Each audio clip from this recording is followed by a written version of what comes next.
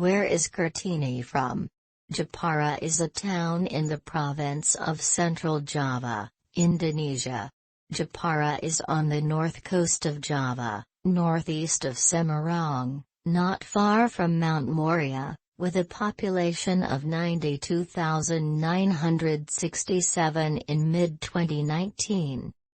Kartini was born on April 21, 1879, in a village called Mayang in the town of Jepara, north-central Java, to an aristocrat family. Did Kartini attend school?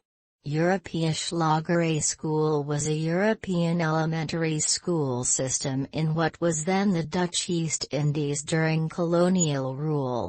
The schools were intended primarily for Europeans. What was Kartini's view about intellectual and moral education? Connecting to Kartini's statements, Kartini believed that teaching is not only improving the cognitive aspects of students but also giving moral education during the learning activity. What is a Raden Roro?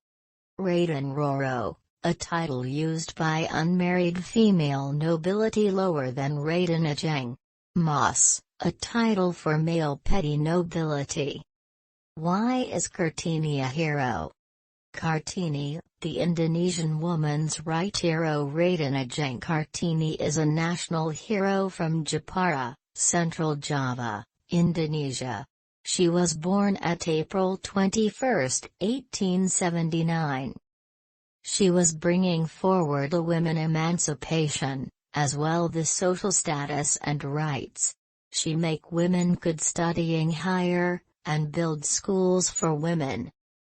Kartini was born into an aristocratic Javanese family when Java was part of the Dutch colony of the Dutch East Indies. Kartini's father, Joyodiningrat, became, or regent, for the regency of Jepara after originally being the district chief of Mayang. Her mother, Ngasira, was the daughter of Matarano and a religious teacher at Talukawer. Kartini was the fifth child and second eldest daughter in a family of 11, including half-siblings. She was born into a family with a strong intellectual traditio. Kartini's family allowed her to attend school until she was 12 years old. Here, among other subjects, she learned Dutch, an unusual accomplishment for Javanese women at the time. After she turned 12 she was secluded, pinjat, at home, which was a common practice among young female Javanese nobles, to prepare them for wedlock.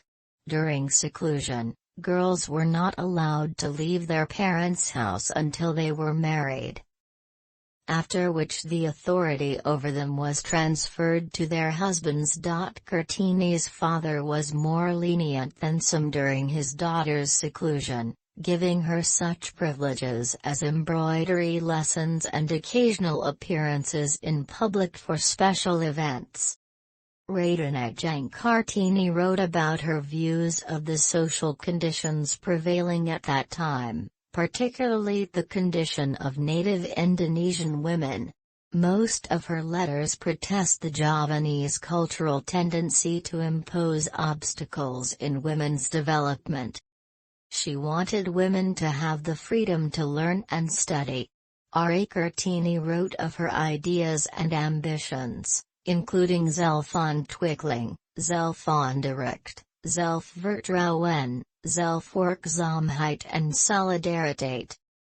These ideas were all based on Religieusiteit, Wijsheid, and Schoonheid, that is, belief in God, wisdom, and beauty, along with humanitarianismus, humanitarianism, and nationalismus, nationalism. Kartini's letters also expressed her hopes for support from overseas. In her correspondence with Estel Stelasi Handalar, Kartini expressed her wish to be equal with European women.